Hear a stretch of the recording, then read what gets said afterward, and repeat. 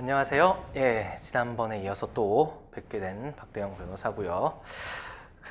여러분하고 지난 시간에는 환경법이 변호사 시험에서 어떻게 출제가 되고 어떤 유형들이 있고 어떻게 문제를 접근을 해야 될지에 대해서 간단하게 얘기를 했습니다. 사실 접근 방법에 대해서는 좀 더 얘기를 하고 싶었는데 아무래도 이제 시험하고 별개로 환경법 아예 공부를 안 해보신 분들도 있을 것 같아가지고 제가 이렇게 많이 말씀 못 드린 것 같은데 그건 이제 여러분들하고 제가 수업을 해 나가면서 하나씩 이제 보아 갈 거라고 생각이 되니까 너무 걱정은 안 하셔도 될 것 같아요. 그 다음에 오늘은 두 가지로 할 겁니다. 환경법의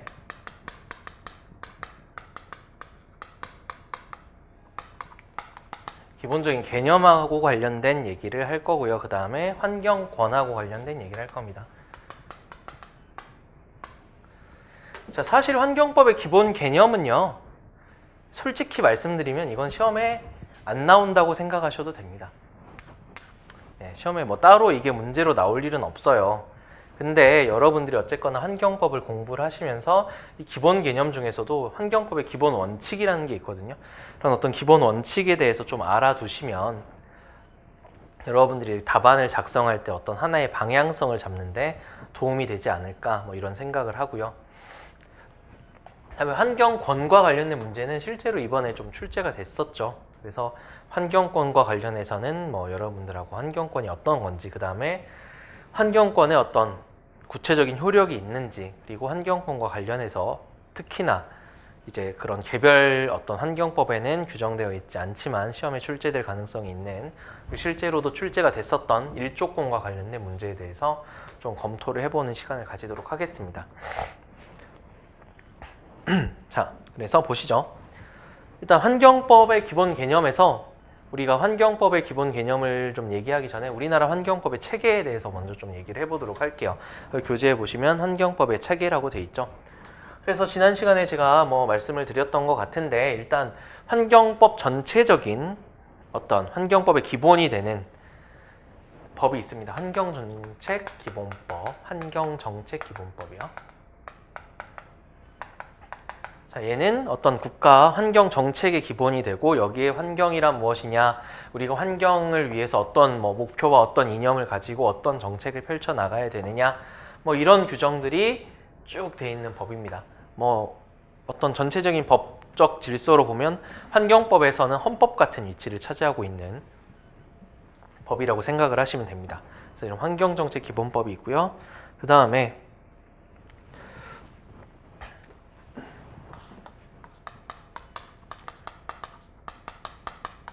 지난 시간에서 말씀드렸지만 자연환경을 관리하기 위한 법률이 있는데 거기에 보면 이제 자연환경보전법 지난 시간에 말씀드렸죠.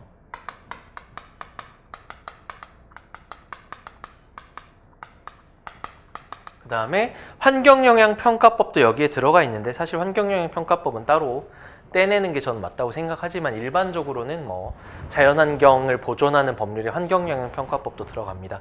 그래서 자연환경보전법이라고 하면 어떤 자연환경이란 뭐냐, 그 다음에 그러한 자연환경을 우리가 어떻게 보호를 해야 되느냐, 뭐 이런 거에 대한 전체적인 내용들을 규정하고 있는 법이고요. 환경영향평가법은 말 그대로 어떤 사업이 환경에 어떠한 영향을 줄 것인지 평가를 해야 되고 어떠한 사업인 경우에 그런 평가를 해야 되고 그런 평가 방법은 어떻게 하고 뭐 그런 평가에 뭐 문제가 생겼을 때는 어떤 식으로 뭐 벌을 주고 뭐 이런 것들에 대해서 규정을 하고 있는 법입니다.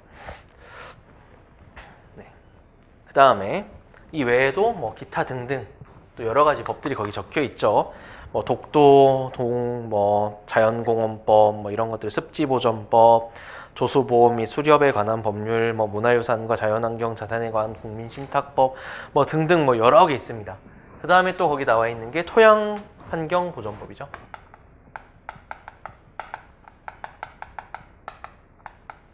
네. 이건 뭐 당연히 여러분들 딱 이름만 보셔도 아시겠지만 어떤 토양 환경이 오염이 됐을 때 뭐 그걸 어떻게 처리해야 되고 어떻게 보호해야 되고 뭐 행정청은 또 어떤 조치를 취할 수 있고 뭐 이런 걸 오염시킨 사람은 어떻게 벌을 주고 뭐 이런 것들을 규정해 놓은 법입니다. 그 다음에요. 뭐 굳이 이걸 이렇게 나누는 이유가 좀 애매하긴 한데 대기 환경과 관련해서 지난 시간에도 얘기했었던 대기 환경 보존법이 있고요. 그 다음에 대기 환경 보존법은 당연히 이제 대기 오염을 갖다 어떻게 규제를 해야 될지, 그 다음에 대기 환경 어떻게 보존을 해야 될지, 행정청이 또 어떤 조치를 취할 수 있는지, 뭐 대기 환경 오염시킨 사람은 어떻게 처벌할 수 있는지, 뭐 이런 거에 대한 규정이고요. 규정이 되어 있는 법이고요. 그 다음에 뭐 수도권 대기 환경 개선에 관한 특별법, 지하생활공간 공기질 관리법, 뭐 이런 것들이 있고, 그 다음에 거기 또 나와 있는 게 이제 소음진동 관리법 있죠. 사실은 전 이렇게 구별하는 거에 대해서 딱히 이렇게 마음에 들지는 않는데요. 뭐 소음진동 관리법이 보통 이제 또 대기와 관련된 부분으로 연결해가지고 분류를 하시는 교수님들이 많아서 일단은 저도 거기에 따라서 이렇게 분류를 해봤습니다. 소음진동 관리법은 말 그대로 이제 소음진동 관련해가지고 소음진동은 뭐다, 그다음에 소음진동의 어떤 규제 기준, 그 다음에 그런 걸 갖다 위반했을 때 할 수 있는 조치, 그 다음에 뭐 역시나 벌칙 이렇게 구성이 돼 있고요. 그 다음에 수질 환경의 보존에 관한 법률. 뭐 지난 시간에 얘기했지만 수질 및 수생태계,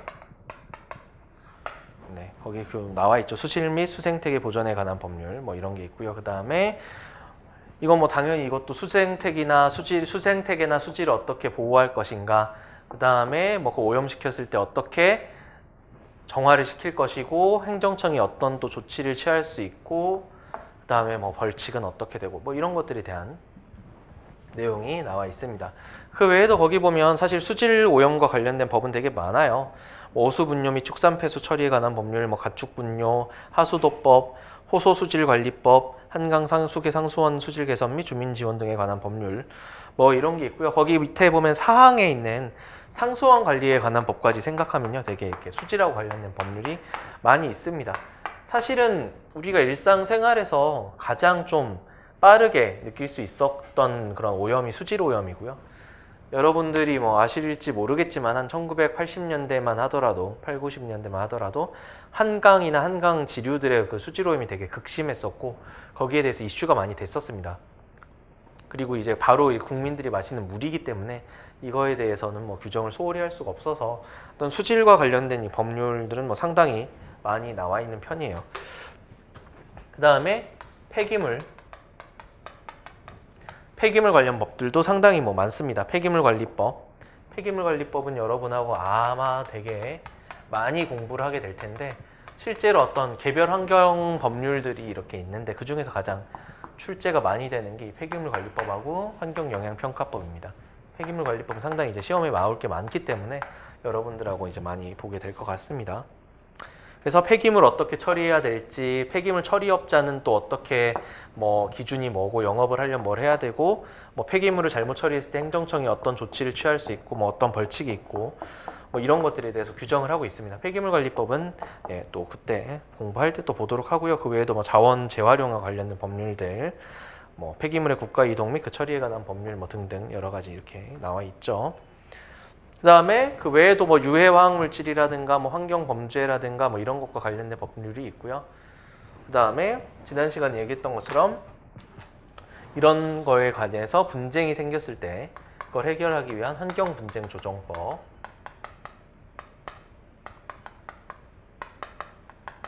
네. 그래서 환경 관련 분쟁을 일종의 준사법적인 분쟁 해결 기관인 환경분쟁조정위원회에서 해결하도록 해놓은 법률인데 실제로 되게 조정 사건이 많은 편이에요. 환경 분쟁 관련해서 환경분쟁 조정위원회에서. 근데 이제 거기에 대해서 뭐 여러 가지 문제점들도 지적이 되고 있긴 한데요. 그래서 어떤 식으로 그런 조정이 이루어지는지, 그리고 뭐 그 세 가지 조정 방법에도 세 가지겠죠. 알선, 뭐 중재, 조정 이렇게 있는데 그거하고 관련해 가지고 여러 가지 어떤 법리적 문제가 저희가 이제 나중에 공부해야 될 부분이 될 겁니다. 그 다음에 그 외에 여러 가지 법률 저희가 쭉 적어놨고요. 그 다음에 그 교재에 보면 뭐 환경법에 연역해서 쭉 나와 있는데 이거는 뭐 여러분들이 그냥 한번 읽어보시면 된다라고 생각을 해요. 뭐 중요한 건 아니고. 근데 이제 좀 거기 보시면 아시겠지만 기본적으로 한 1960년대, 70년대에는 저희가 이제 뭐 환경이라는 거에 대한 개념 자체가 약했고 어떤 공해가 발생했을 때 그런 공해를 갖다가 어떻게 좀 방지를 할 것이냐, 뭐 이런 것부터 사실은 시작을 했었죠. 당시에 뭐 환경이란 개념도 약했을 뿐만 아니라 뭐 경제 성장이 뭐 가장 큰 문제였고 하니까요. 그러다가 이제 1980년대부터 아마 헌법 시간에도 배우셨을 텐데 1980년대 이제 들어오면서 헌법의 환경권이 규정이 되기 시작을 하면서 이제 환경법도 이제 빠르게 좀 발전을 하죠. 그래서 환경권이라는 게 헌법에 이제 규정이 되면서 환경정책기본법, 현재 환경정책기본법의 한 모태가 된다고 할 수 있는 환경보전법이라는 게 또 1980년대 제정이 됩니다.